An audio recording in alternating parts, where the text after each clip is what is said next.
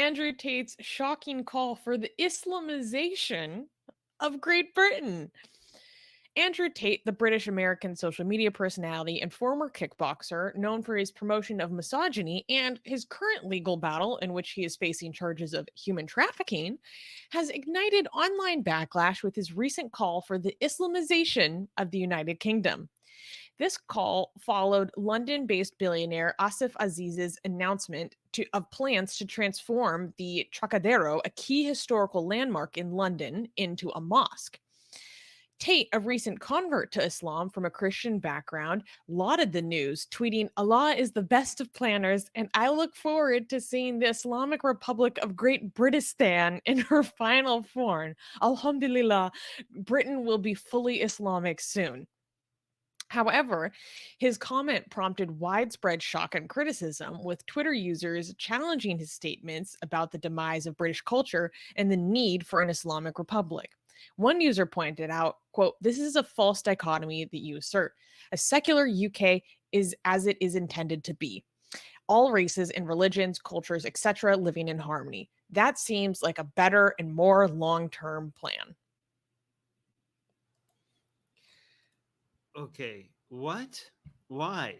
Holy, this guy. I mean, is I think this is just a desperate attempt to try to keep his Muslim supporters behind him and also to stay relevant to the news.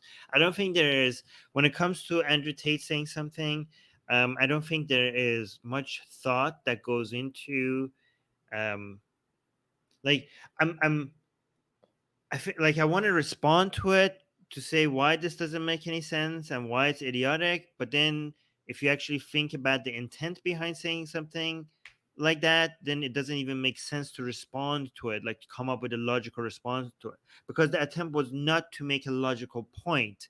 Why would I try to point out why this is insane and illogical when that wasn't even the goal? The goal are to stir up controversy. Yeah, The yeah, goal yeah. is to get your, stay relevant. The goal is to get Muslims to celebrate you because you Hmm. need their support right now, especially right now. So Yes. sometimes I feel like it's a waste of time to try to even start talking about how stupid this is, because it wasn't trying to be smart. I mean, Yeah. at Yeah. least, yeah. I completely agree. This is not supposed to actually be a thoughtful argument or anything. This is not supposed to be logical. This is supposed to get a reaction. Um, You're right. if you scroll down, we can read his full tweet.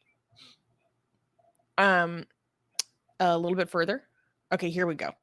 So Andrew Tate, let me do a dramatic reading, so we can say we're not taking him out of context. He quote tweeted a tweet that described how a Muslim billionaire wins permission to turn one of London's most famous landmarks into a mosque, and he said, "This building is literally dead center in the middle of London's historic center. Amazing news. The only alternative to Islam for the Brits are pride flags, as they no longer have any innate culture or patriotism. Allah is the best of planners, and I look forward to seeing, in caps, the Islamic Republic of Great Britistan in her final form. Alhamdulillah, Britain will be fully Islamic soon." Okay, I don't know who would ever think that British people have no innate culture or patriotism. I've been to England several times, and these people freaking love their Union Jack, bro. Like, Mm. the English have a lot of culture. It's everywhere. It's everywhere. All of the buildings, the architecture, the history, Westminster Abbey, like it goes so deep. They have some of the oldest like structures around. Like I it's just it because so what I think he's referring to is when there was pride in it last month, there was this thing where there was a street, and over the street they had all these pride flags that were hanging in banners down the entire street, and the conservatives were losing their mind over these progress pride flags hanging on these banners across the street, down the whole street in rows. They were literally making comparisons of these pride flags hanging over this street to Yahtzee flags. And this particular image like went viral, right? To show the domination of LGBT. You should explain people why you say Yahtzee instead of the other thing. Yeah, Yahtzee refers to the bad people in World War II. Because of the YouTube algorithm, we have to use coded language. So that this kind of thing went viral. So I think he's kind of playing upon that imagery. Saying they only have pride flags now. They no longer have any culture. Like they hate their own Union Jack in favor of the pride flag. Oh my god! And so we're going to become British. I mean Islamic. Like it's just absurd. But the funny thing is, according to some reporting that I have seen, is that this billionaire intends to use this space that he's going to remodel as not only a mosque but an interfaith center, and according to some reports that I've seen, a space that will have like LGBT community events. Oh wow. So I'm like, Andrew, that's what this space is going to be used for, bro. Yeah. But I just don't know. Here's the thing: as funny as all of this is I don't know if people understand what big of a wave this is. Like the effect of people like Andrew Tate are having on young people. I mean, this comes across as like a joke, and it is. I mean, it's so stupid and it's so lame and it's so insane that doesn't even need responding to. But at the same time, like try to imagine the people who are seeing Andrew Tate as a role model, and they are many. They are so many, and people have no idea. To give you an example of how many they are, in Iran, for example, where it is one of the countries where the hatred for Islam has grown so significantly. Okay, there are young boys who are reconsidering their hatred for Islam because of Andrew Tate. That's how, like Andrew Tate, like imagine Andrew Tate, a British American person, has so much impact on young boys that in Iran, he has a huge fan base in Iran. Like imagine how many other countries he has a fan base. Like I bet you so many people didn't imagine that Andrew Tate, who speaks English and makes English content, has a cultish following among young boys in Iran. But I know because I am on social media there and I notice these things and people tell me these things. But imagine, like, okay, where else is he? Like, he probably has a huge following in India. He probably has a huge following in, I don't know, Algeria. He probably has a huge following in Indonesia. It is a global influence.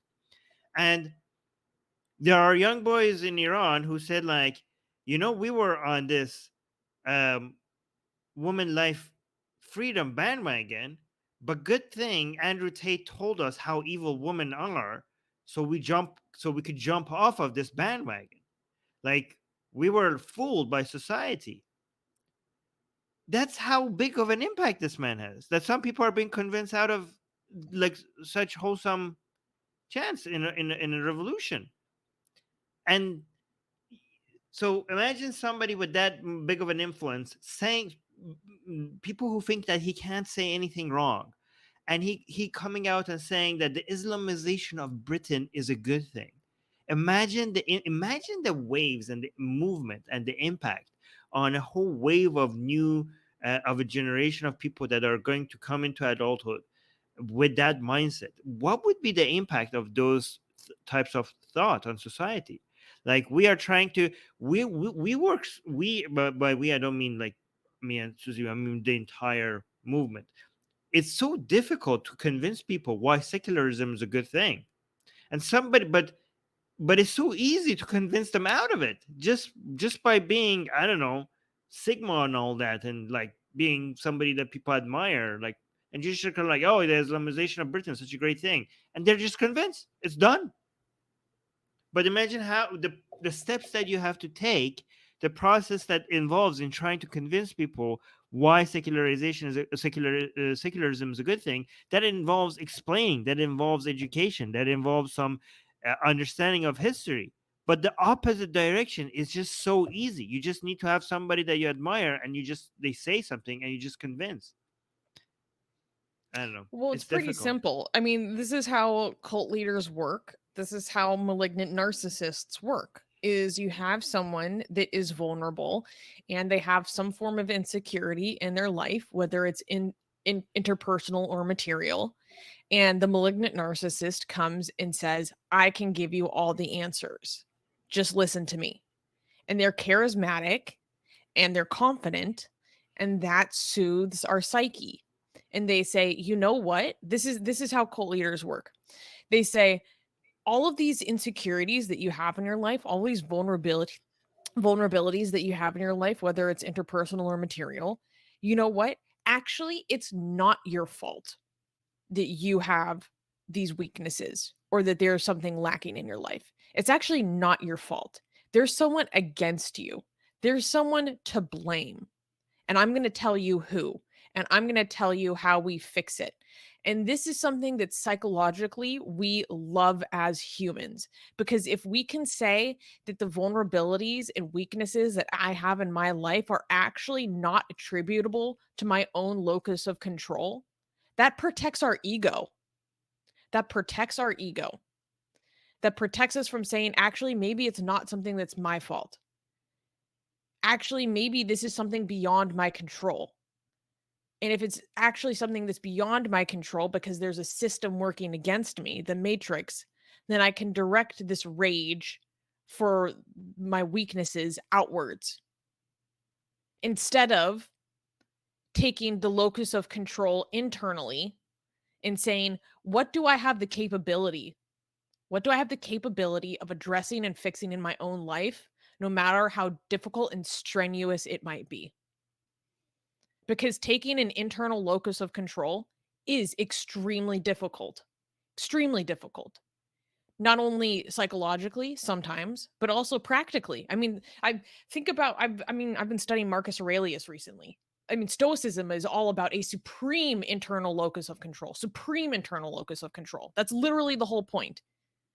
What do I have control over? What do I not have control over? If I do not have control over it, I cannot worry about it. And I should exclusively focus on what I do have control over. And this is how we find freedom. This is a generalization of a stoic mindset. But these malignant narcissists take exactly the opposite approach when you think about it, because it's simpler.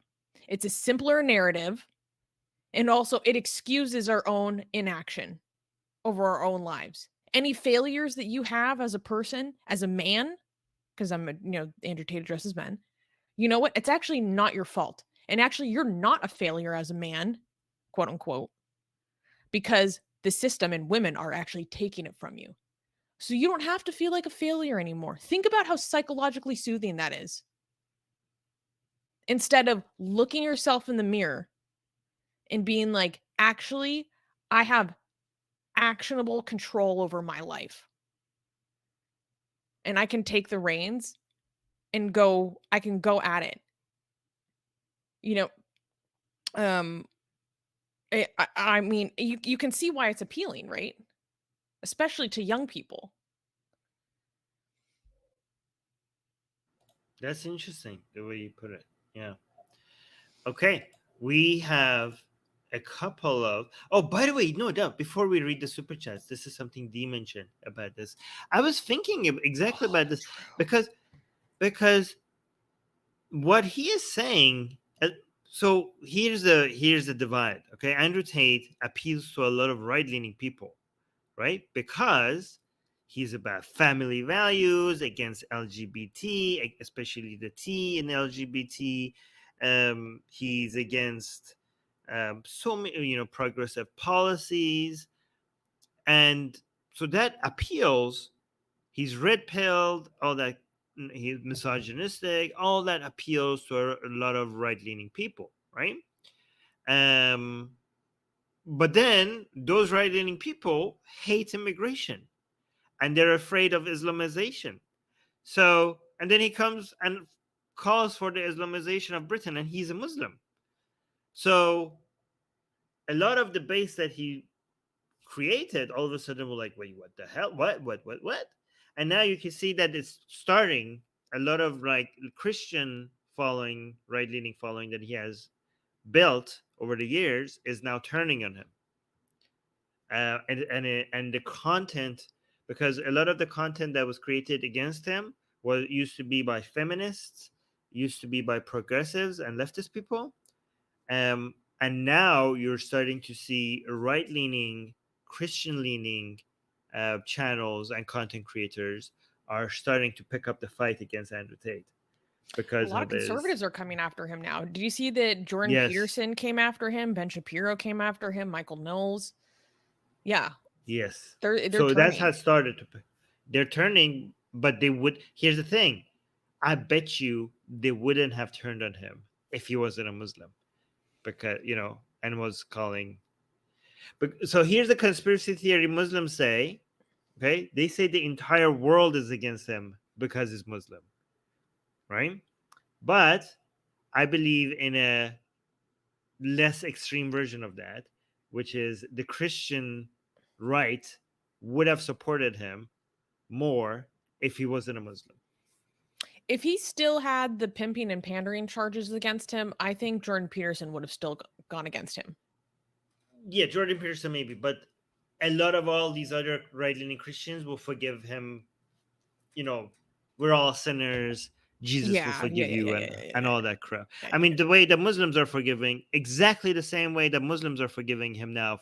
I mean, right-leaning Christians are as anti against those behavior as right-leaning Muslims, but a lot of right-leaning Muslims are forgiving him because he belongs to them now. He's in their tribe.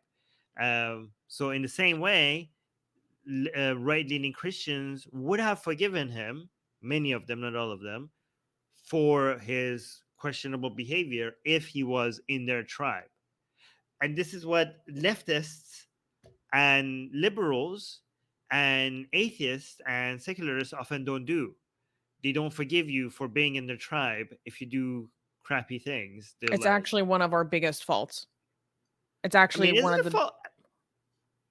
I mean, it's sometimes a fault when it goes extreme, but sometimes it's good because we're self-critical. So yeah. it's like it's how far you go with it, right?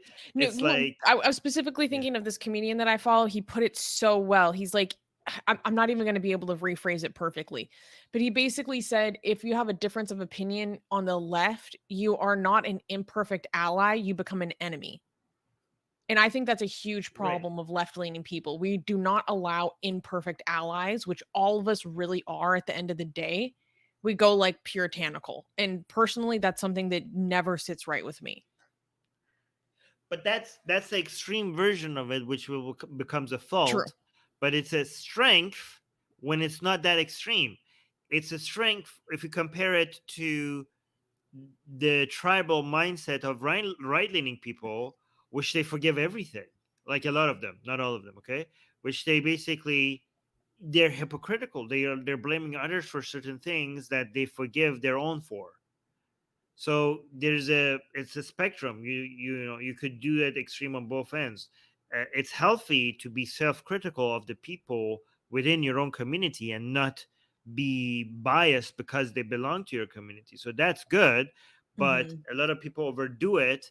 And if somebody's trying to get better, if somebody's understand, like, you don't leave a door open for them to come back to improve themselves. And any disagreement is treated like a fault or A mark a against source your of tension. character. Yeah. Exactly. So FFG just called it purity spirals. I'm going to use that again. That is such a good way to put it. Purity spirals. Oh my god. But let's read the super chats that we got. Thank you very yes, much, everyone. Newman is saying, Android Tate has a fan base in India too. I hate it. It's not surprising. People are, reproducing and translating this content everywhere. Did you just remove a super chat? Oh no, never mind. no, Um, no. and I, Nina I mean, they gave don't us need to be translated in India. To be fair, people who have access to internet in India true. are usually, Yeah. you know, speak Um, English. And Nina gave us €5. Thank you, Nina. Saying, hi, all. I have not forgotten those boys in Greece yelling free top G. I rued the day that Musk fart unbanned him. Greta TK'd him was enough. Yeah, of course it's not going to be enough. Because his message is too appealing, too psychologically soothing to vulnerable people. That's really what it is. I actually have a lot of sympathy for people that get sucked into Andrew Tate's cult and like ideology, because he explicitly talks about how he preys upon men. There's so much footage. The self-snitching is crazy. And there's so much footage of him talking about how he preys on men and is a predator towards men and their wallets and their abilities, like in their resources, right? And people don't see that as a red flag of, oh, he's probably doing that to me too. They go, oh my God, look how smart he is. I want to be like that, blah, blah, blah. Not realizing that you're being played and being told that you're being played to your face and still going along.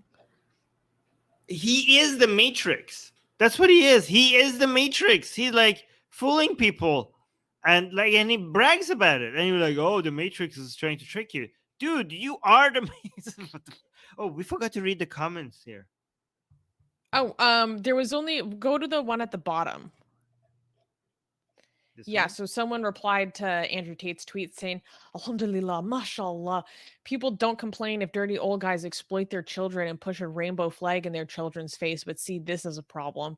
That's why Allah is the best of planners. The West is cursed and needs to be cleaned real good. Real good. Real good. Ridiculous. Okay. Yeah. And D is reminding everyone, thank you, D, to like this stream. Exactly. Like this stream. You're here for a while, and we have lots of good, juicy stories this week. But let's go to a juicy update from Sweden. Okay. Because there be a lot of drama unfolding in Sweden, my friends. And then we have a very important news story from Iran. So make sure to stay tuned.